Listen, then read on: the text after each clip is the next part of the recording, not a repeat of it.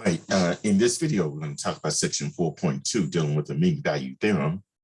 And in this section, we're going to be finding points that are guaranteed to exist by Rolle's theorem. And then we're going to solve applications using the mean value theorem. Also, we're going to find points guaranteed to exist by the mean value theorem.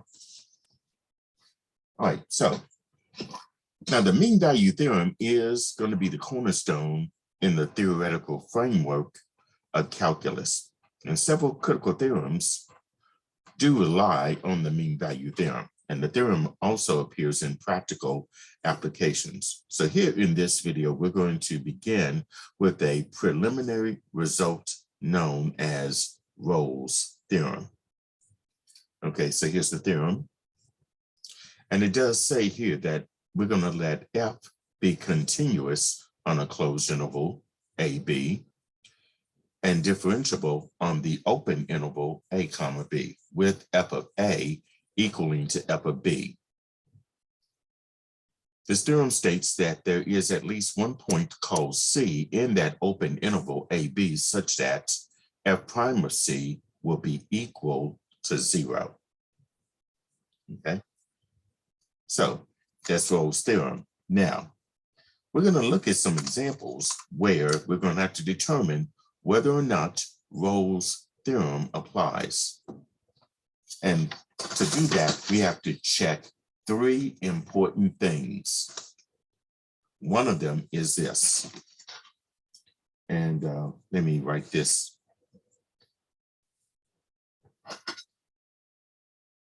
Let me go and write this on a separate sheet of paper here if I can find it. All right, here's what we need to check for Rolle's theorem. There are three things. Number one, is the function f of x continuous on the closed interval AB? Is that function continuous on that closed interval AB? And you must answer yes for that. If it's no, then Rolle's theorem will not be able to be applied to that problem. Then second, is the function f of x differentiable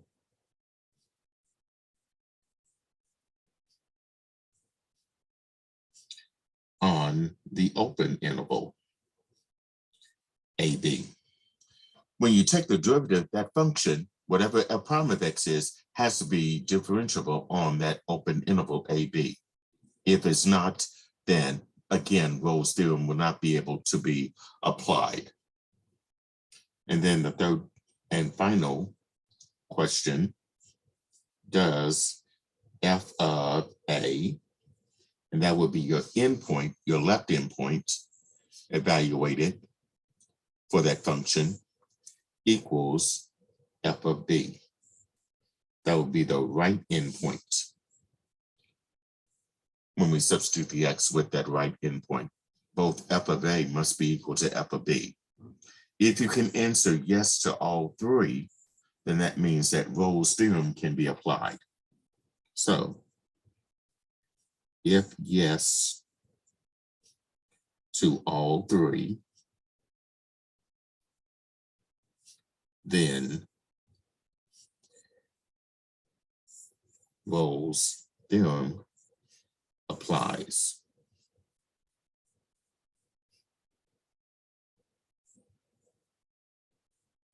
All right. Rolle's theorem does apply to that problem if all three of these answers to those questions are yes. Okay. So why does Rolle's theorem require continuity? And that's this: a function that is not continuous on the closed interval AB may have identical values at both endpoints, but still not have a horizontal tangent line at any point on that interval, like in this illustration here that I'm showing you right now. Here we have the interval AB. Now on the open interval, there is no horizontal tangent line there. The reason for that is you can see that on the interval AB, the function is not going to be continuous because there is a break in the graph. There's a jump in the graph. Here we have a discontinuity here. And similarly, a function that is continuous on the closed interval AB, but not differentiable at a point on the open interval AB may also fail to have a horizontal tangent line. Like in this case right here on the interval AB, this graph has a sharp corner here. There's no horizontal tangent line on that open interval, and it's not going to be differentiable on the open interval AB. Okay.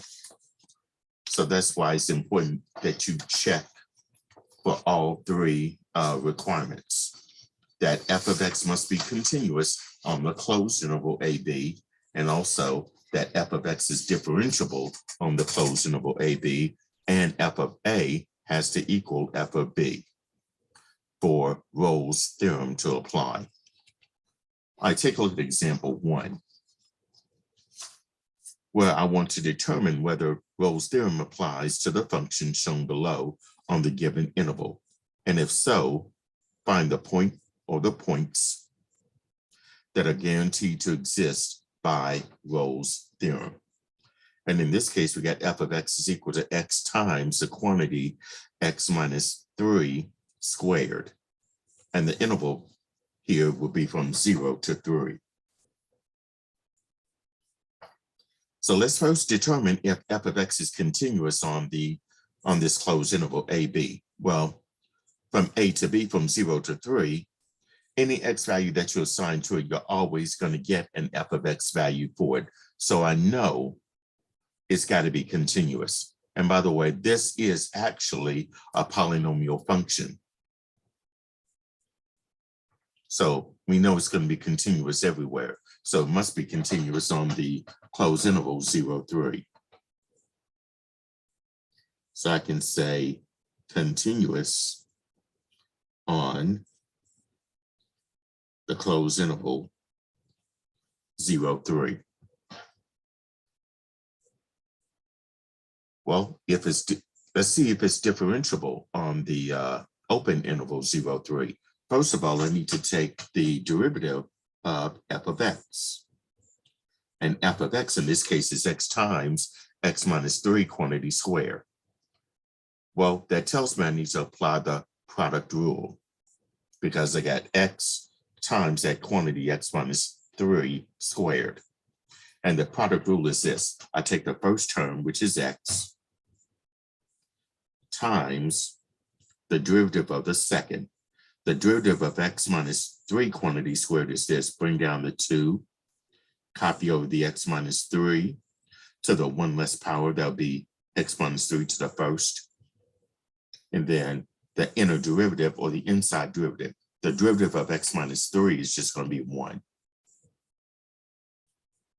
And then plus the second, which is x minus 3 quantity squared, times the derivative of the first. The derivative of x is going to be 1. Now let's simplify this a bit. Let me pull the 2 in front of the x, so that'd be 2x times x minus 3 times 1 would just be x minus 3. And then plus 1 times x minus 3 quantity squared will be x minus 3 quantity squared.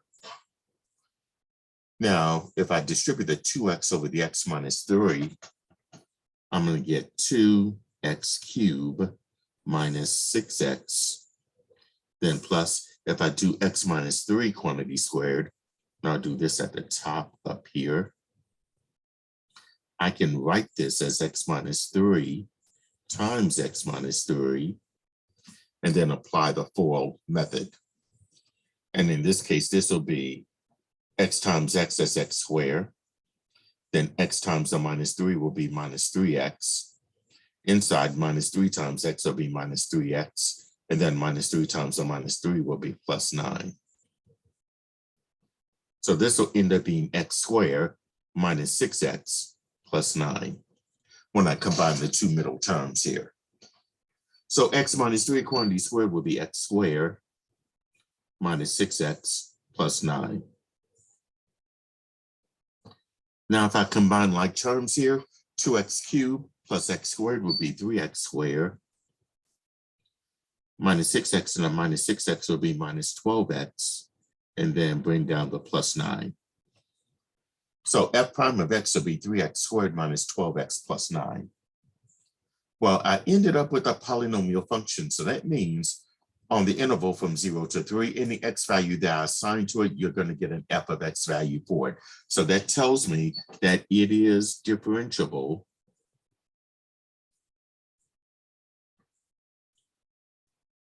on the open interval 0, 3.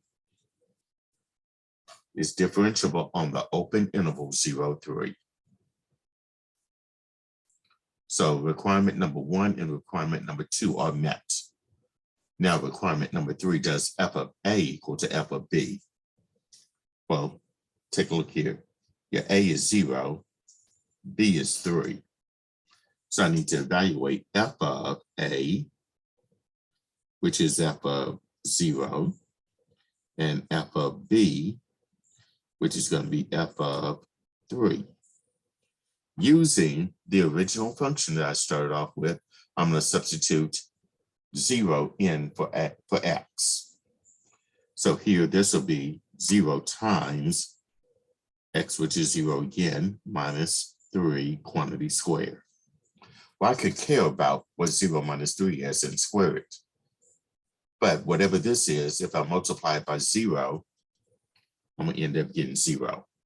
So f of 0 will be 0. And now for f of 3. Every x here, I substituted with 3. So it'll be 3 times x, which is 3, minus 3, in parentheses, squared. Let's see, 3 minus 3 will be 0. So I'm going to have 3 times 0 squared. Well, 0 squared is 0 times the 3 in front will be 0. So as you can see here, that f of a does equal to f of b.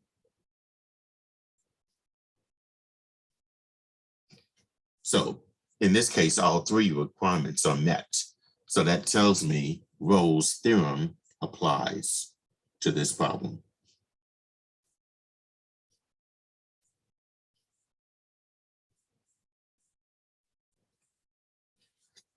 Rolle's theorem applies. And now we can find the point or the points that are guaranteed to exist by Rolle's theorem. All right, and according to Rolle's theorem, it says that there is at least one point in C, which is going to be in the open interval AB, such that f prime of C is equal to 0. So in this case here, we're going to find out what that value of C is, such that f prime of C equals 0.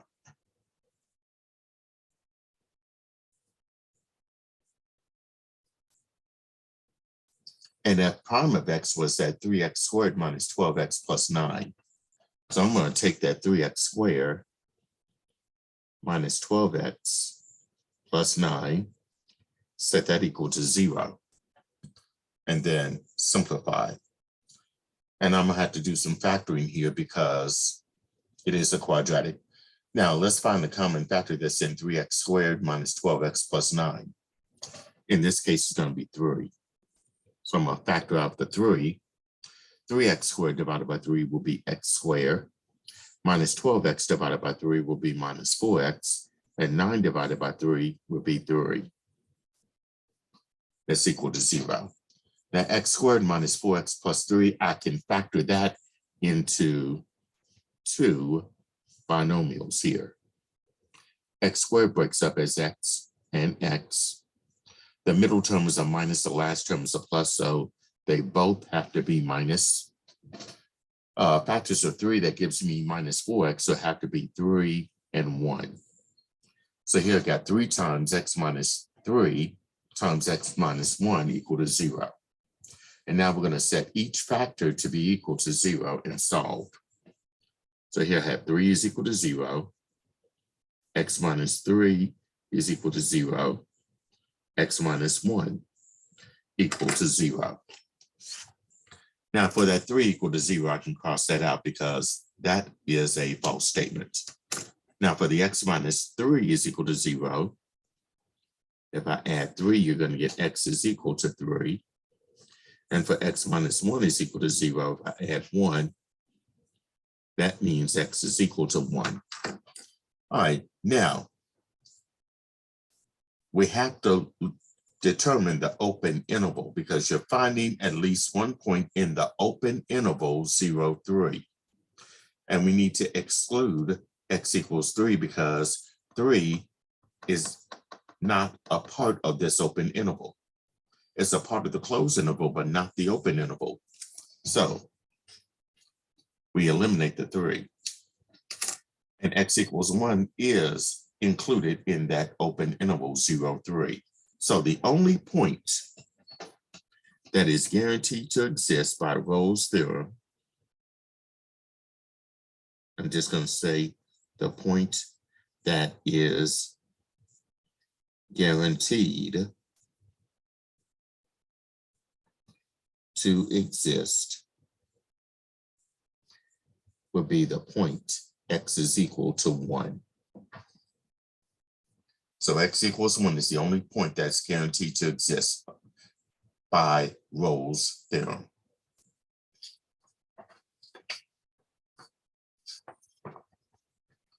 All right. All right, let's look at example 2. Determine whether Rolle's theorem applies to the function shown below on the given interval. And if so, find the points that are guaranteed to exist by Rolle's theorem. All right, and in this case, you've got f of x is equal to 10 minus x to the 2/3. And the closed interval is from -1 to 1.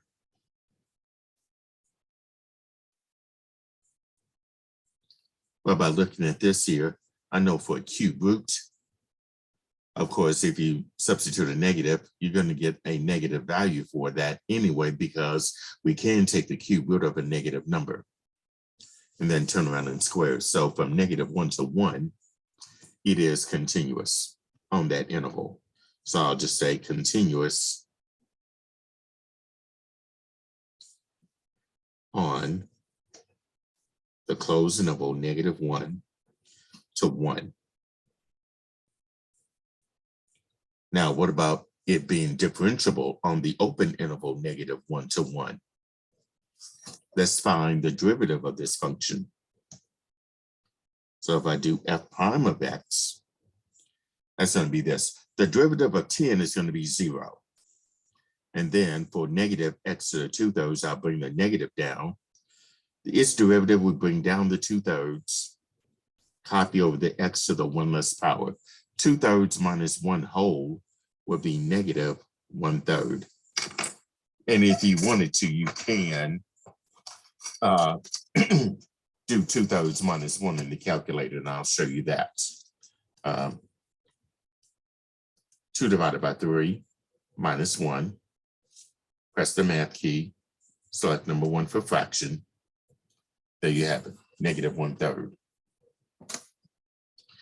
Now, if I write that using positive exponents here, this is f prime of x would be equal to, put the -2 in the numerator, the 3 is in the denominator, x to the -1/3, that goes in the denominator as x to the +1/3. And notice I got 3x to the 1/3 in the denominator. I need to find out what value of x that would give me a 0 in the denominator. So in this case here, if I set 3x to the 1/3 to be equal to 0, and if I divide both sides by 3, you're going to get x to the 1/3 equaling to 0. And to get x by itself, the reciprocal of 1/3 is going to be 3. So I'm going to cube both sides of this equation. So that means I'll just have x by itself, and it's equal to 0 cubed is 0. Well, here's the problem with that. At 0, That's in this interval, -1 to 1. Okay. So my x value here is in that interval from -1 to 1. So this tells me that it is not differentiable. Not differentiable on the open interval -1 to 1. Because at x equals 0, I'm going to get a 0 in the denominator for f prime of x. So I can end this problem right here and just say that Rolle's theorem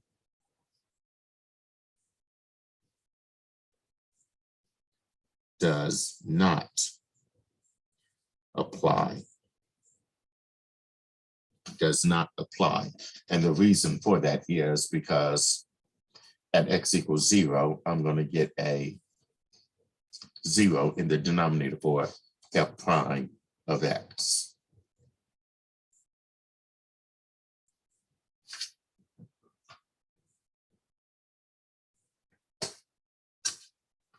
All right, the next example, example 3, is this. Determine whether Rolle's theorem applies to the following function on the given interval, and if so, find the points or the point that are guaranteed to exist by Rolle's theorem. And here I got g of x is equal to x cubed minus 8x squared plus 20x minus 16. And the interval that we're dealing with is from 2 to 4. Okay. Well, it's a polynomial function, as you can see. So any x value on that interval that I use, I'm going to get a g of x value for it. So that means this is continuous on the closed interval 2, 4. Continuous on the closed interval 2, 4. Now let's find g prime of x.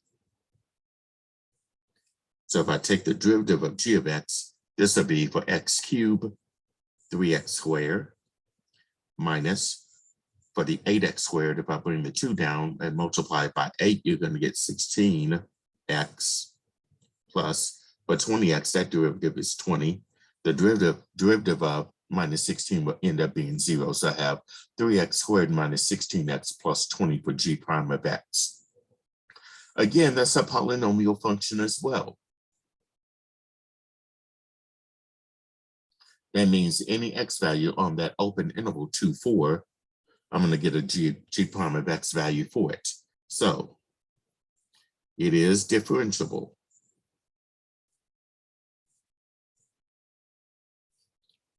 on the open interval 2, 4. So requirement number 1 is met, is continuous on the closed interval 2, 4. Requirement 2 is met, is differentiable on the open interval 2, 4. Now the third requirement is, should f of a be equal to f of b? And in this case, I'm using g of x. So that means g of a needs to be equal to g of b. And my a is that first endpoint, the left endpoint, which is 2. The b is the right endpoint, which is 4. So this is g of 2, and I need to find out what g of 4 is. Using the original equation that I started off with, I'm going to substitute the x with 2. So it'd be 2 cubed minus 8 times 2 squared plus 20 times x, which is 2 minus 16.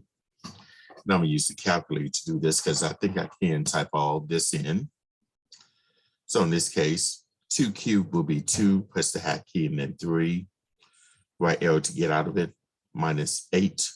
Now I'm going to put this in parentheses, 2, close parentheses, then x squared to square it, plus 20, left parentheses, 2, close parentheses, minus 16. That equals to 0. So g of 2 is equal to 0. Now for G of 4, again, I'll substitute each and every x in the original G of x function with 4. So I have 4 cubed minus 8 times 4 squared plus 20 times x, which is 4, minus 16. So here I'm going to do 4, the hat key, and then 3, minus 8, left parentheses 4, close parentheses squared, plus 20, left parentheses 4, close parentheses, minus 16. Guess what? I also get 0 as well. So in this case, G of A does equal to G of B. So all 3 requirements are met. So that means that Rolle's theorem applies to this problem.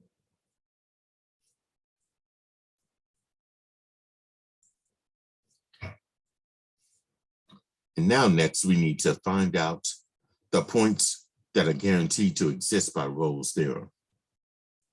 All right, and that means we need to find out what C is such that G prime of that constant C has to equal to 0.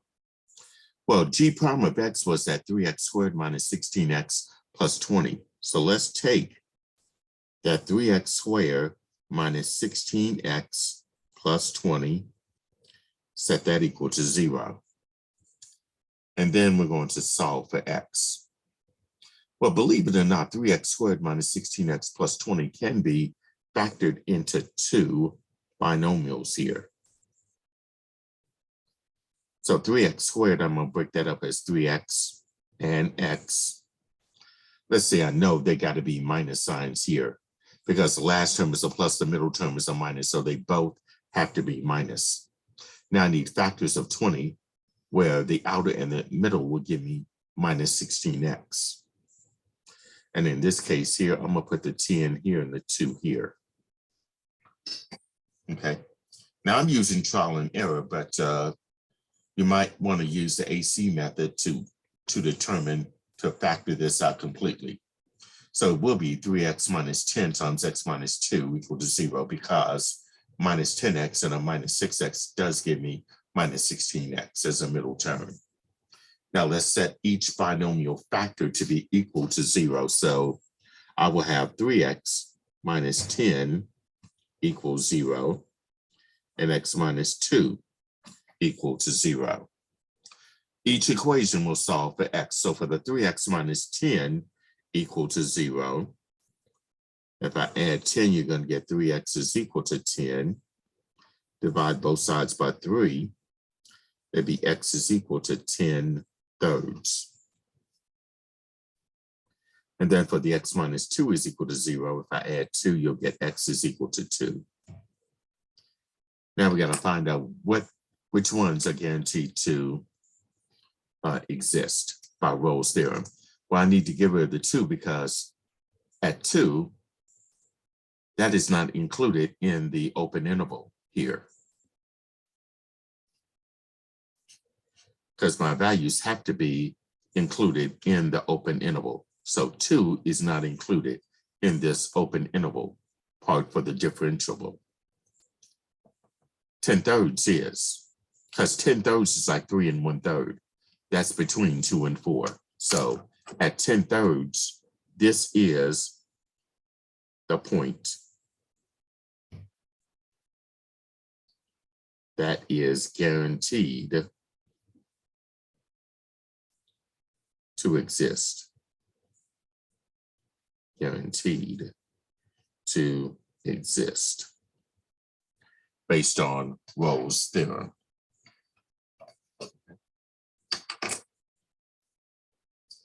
So that's how we apply Rolle's theorem to problems like this, like these. Now let's move on to the mean value theorem, which is basically what this section is going to be all about. The mean value theorem is going to be easily understood with the aid of a picture. And this picture that I have down here shows a function f differentiable on the open interval AB. So here's the interval AB right here, with a secant line passing through A, f of A, and B, f of B. Its slope is the average rate of change of the function f over the closed interval AB. The mean value theorem claims that there exists a point called C in this open interval AB at which the slope of the tangent line at C is equal to the slope of the secant line. In other words, we can find a point on the graph of f where the tangent line is parallel to the secant line. Okay. So here's a tangent line where the slope is going to be f prime of C. Okay. Because that's basically what we're going to be looking for here. We're going to be looking for the slope. All right, now on the next page is that mean value theorem, which states if f is continuous on the closed interval A, B, and differentiable on the open part A, comma B, then there is at least one point C in that open interval AB such that f of B minus f of A divided by B minus A will be equal to f prime of C. Okay, so you have to take the derivative of your function and then substitute the C in, and then find out what f of A is and f of B is. Use this part right here and subtract to get this, and then that'll be equal to whatever f prime of C is. All right, now let's look at example 4. This is just an application problem to the mean value theorem, and then we'll go into some real problems that relate to that theorem. All right, and it states here the lapse rate is the rate at which the temperature decreases in the atmosphere with respect to increasing altitude. Concurrent measurements indicate that at an elevation of 7.4 kilometers, the temperature is negative 9.6 degrees Celsius, and at an elevation of 3.1 kilometers, the temperature is 6.3 degrees Celsius. Based on the mean value theorem, can it be concluded that the lapse rate exceeds the threshold value of 5 degrees Celsius per kilometers at some intermediate elevation? And they want us to explain. All right, now let's identify what we have in this word problem here.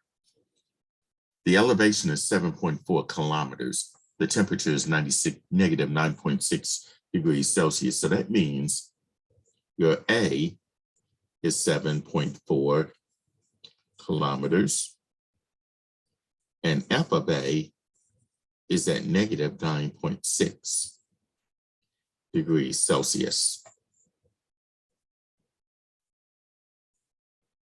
Okay. Because it does say the lapse rate is the rate at which the temperature decreases in the atmosphere with respect to increasing altitude. Okay, now the other part here, at an elevation of 3.1 kilometers, that means your B would be 3.1 kilometers. The temperature would be 6.3 degrees Celsius. So f of B is 6.3 degrees Celsius. And the lapse rate, well, pretty much when you're dealing with derivatives, is going to be a rate of change. So the f prime of C is equal to f of B minus f of A. All that's divided by B minus A. And that's coming from this mean value theorem right here. And f of B was 6.3 degrees Celsius minus f of A. That's not negative 9.6 degrees Celsius. All that's divided by B minus A. Your B is 3.1 kilometers minus A, which is 7.4. Now, let's do some subtraction in the numerator and the denominator. 6.3 minus a negative 9.6 will give you 15.9 divided by 3.1 minus 7.4. That's negative 4.3. So when I do 15.9 divided by negative 4.3, I'm going to get negative 3.7 degrees Celsius per kilometer. That would be the lapse rate in degrees Celsius per kilometers. Now the question is, does this lapse rate exceed the threshold value of 5 degrees Celsius per kilometer at some intermediate elevation? And the answer to that question is no. And the reason is that the lapse rate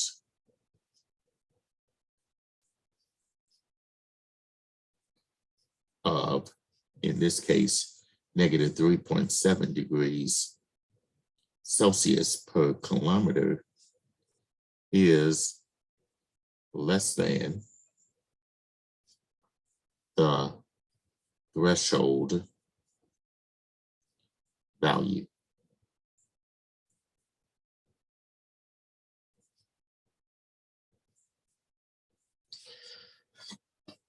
And as you can see, the threshold value is 5 degrees Celsius per kilometer, and negative 3.7 is less than that. So our answer to that question here would be simply no. And in the homework, they do give you a choice of answers with either yes or no. And for each one of them, they give you the reason for that. You have to select the correct answer along with the correct reasoning for that. Okay, let's look at example 5 on the next page. That's going to be this. Determine whether the mean value theorem applies to the function f of x equals to 4 minus x squared on the interval negative 1 to 2. If so, this is part B, find or approximate the point or points that are guaranteed to exist by the mean value theorem. And in part C, make a sketch of the function and the line that passes through A, f of A, and B, f of B. And then mark the points, if they exist, at which the slope of the function equals the slope of the secant line. And then sketch the tangent line at P. We'll be using the graphing calculator for that. And in the homework, they will give you graphs to choose from. Okay, so you have to select the correct graph. All right, now, with the mean value theorem, there are only going to be 2 questions, whereas with Rolle's theorem, you had to answer 3 questions. And that is this, is f of x continuous on the on the closed interval a comma b? And your answer there must be yes. Otherwise, the mean value theorem cannot be applied to that problem. And then the second is that function f of x differentiable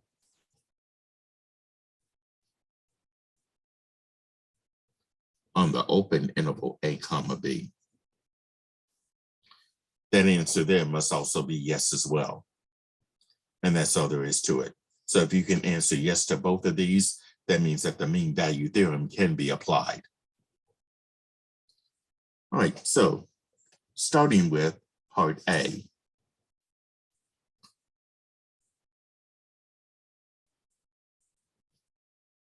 I'm going to write the equation down. F of x is equal to 4 minus x squared.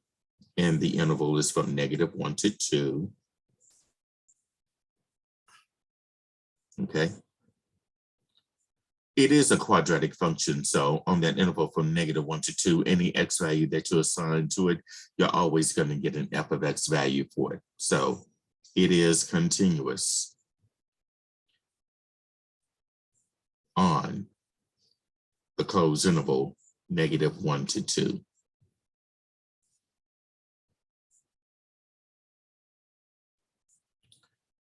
Now let's find the derivative of f of x. So f prime of x will be, well, the derivative of 4 is 0, and then bring the minus sign down. The derivative of x squared will be 2x. Well, on that interval, I'm going to get an f prime of x value for it, okay? Because that derivative is nothing more than just a straight line. So it is differentiable on the open interval, -1 to 2.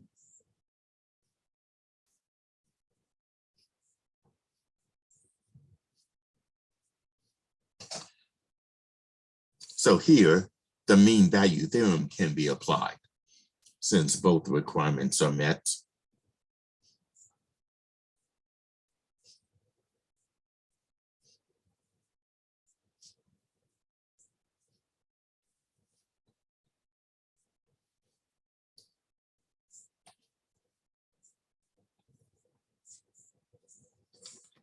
All right. So that was part A right there. Now part B, we're going to find or approximate the points or the point that is guaranteed to exist by the mean value theorem. All right, first of all, I need to evaluate f of A and f of B. And in this case, the left endpoint would be A, the right endpoint would be B. So A will be -1 and B will be 2. So let's start by evaluating f of -1. And that's equal to, using my original f of x function, I'm going to substitute the x with, in this case, -1. So it'll be 4 minus -1 squared. And then -1 squared will be 1. 4 minus 1 would be 3.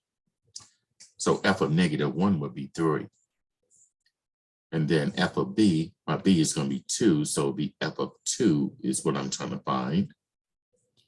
So I have 4 minus x will be 2. So it'll be 2 squared.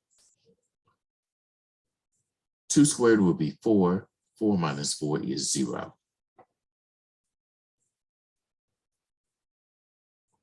Okay. Since it is continuous on the closed interval and differentiable on the open part, here I'm going to find the value of c so that f of b minus f of a divided by b minus a is equal to f prime of some constant c.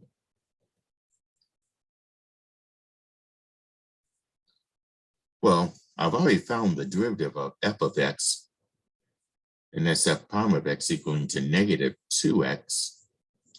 Well, let's replace the x with the c. So f prime of c will be -2c. All right, now let's use this to do some substitution here. F of b, that was 0, minus f of a was 3, divided by b minus a. B is 2, a is -1. So it's 2 minus -1. And that's equal to f prime of c was, in this case, -2c. So I'm going to find out what value of c is so that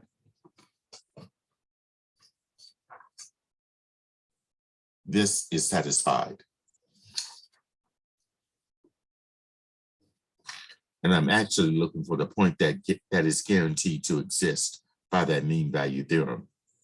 So 0 minus 3 will be -3 over 2 minus a -1, that's going to be +3, and that's equal to -2c. -3 divided by 3 will be -1. So I have -1 is equal to -2c. And if I divide both sides by -2, that would mean c is equal to +1/2. Okay. So by the mean value theorem, the point that is guaranteed to exist would be 1/2.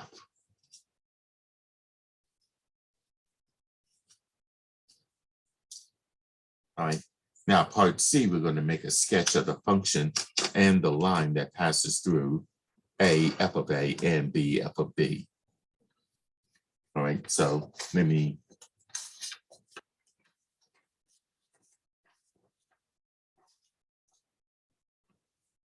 and in fact, I'm going to show you the problem that I got this from right here. In part C, you're going to choose the graph below, and it's going to be one of these 4. Okay, so now let's do this. Clear this out, go to y equal 2, clear this equation out, and y1, I'm going to put the f of x function, which is, of course, 4 minus x squared. So this will be 4, and then minus, get the x, and then square it. That's going to go in y1. Now, y2, I'm going to put the derivative of that function, negative 2x. So negative 2, get the x, and then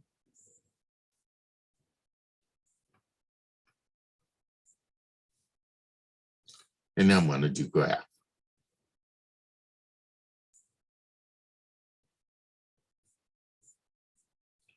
Now you can see the one that's in red, that's the f prime of x, and this one is the graph of that function. Now, in this case,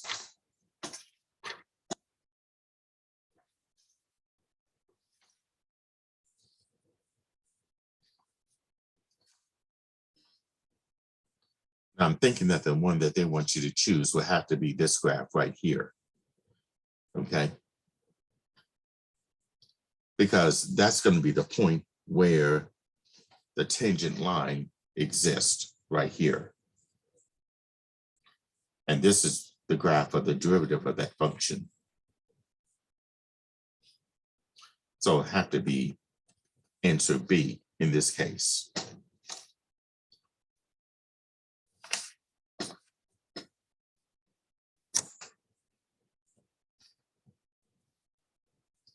All right, now here's one more of these. In fact, this is the last example. Let's say we've got f of x is equal to e to the x for this one. And we want to determine whether the mean value theorem applies to the following function in that given interval. And in this case, it's from 0 to ln of 5. And if that's the case, then we're going to find or approximate the points that are guaranteed to exist by the mean value theorem, and then make a sketch of the function and the line that passes through A, f of A, and B, f of B. Mark the points if they exist, and if they exist at the slope of the function equal to the slope of the secant line, and then sketch the tangent line at P. Okay. And with that, if you were to sketch the tangent line, what you'll have to do there is use that equation for finding the slope, which is, finding the slope, and then at the point, which is going to be y minus y1 is equal to m times the quantity x minus x1. All right, so here in this case here, f of x is equal to e to the x for 0 ln of 5. Well, e to the x for this interval here, if you did ln of 5 on the calculator,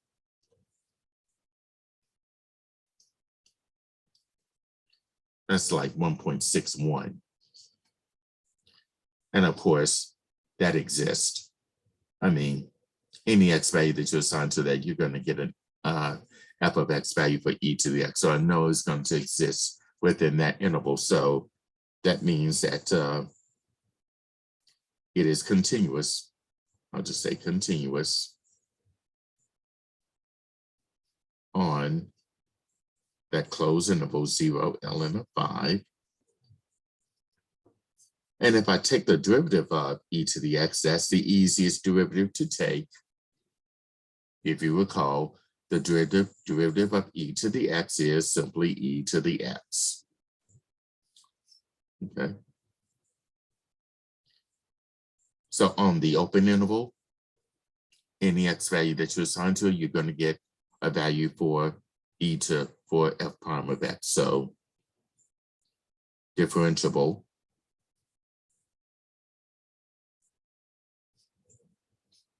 on 0 ln of 5.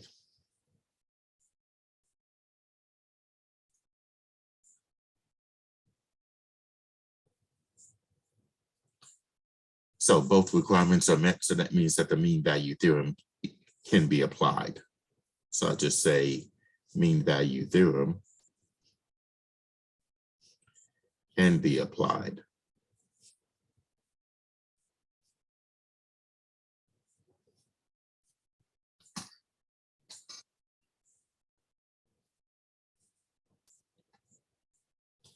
Okay, so now part B. By the way, this was part A, by the way. Part B is going to find the approximate point that's guaranteed to exist by the mean value theorem.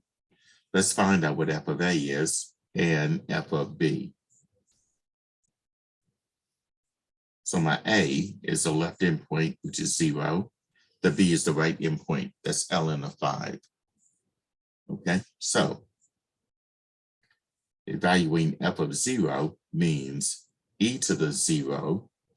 Well, any non-zero number to the 0 power is automatically going to be 1. So e to the 0 is 1.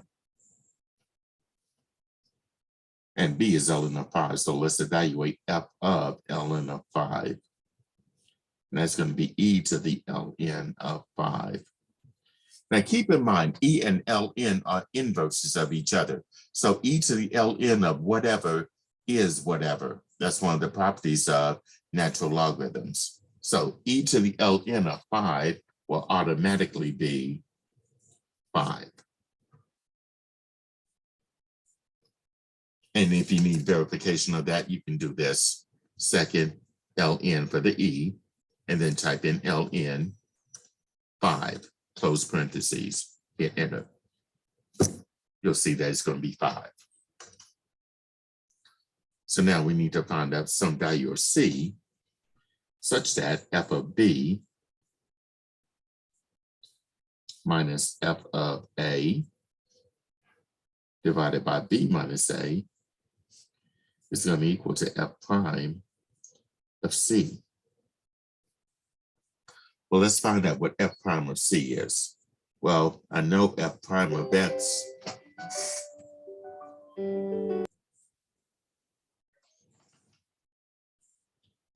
okay. We established that f prime of x was e to the x. So here, f prime of c, we just replace the x with the c. So it'd be e to the power of c.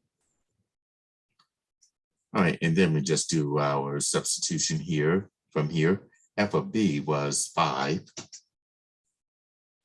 minus f of a, which is 1, divided by b minus a. The b was the ln of 5 minus a was 0.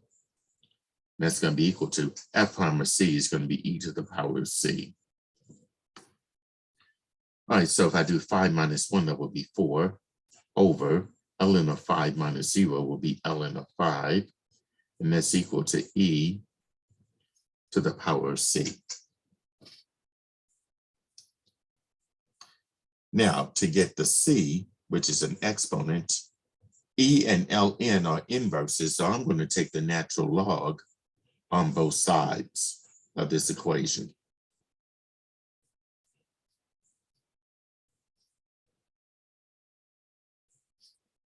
And of course, ln of e to whatever is whatever. So ln of e to the c is c. And that's going to be equal to ln of the quantity 4 divided by ln of 5. Okay.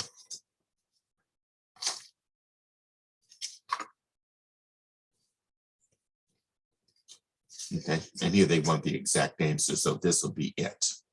So ln of the quantity 4 divided by ln of 5 will be c, and that would be the point that is guaranteed to exist by the mean value theorem.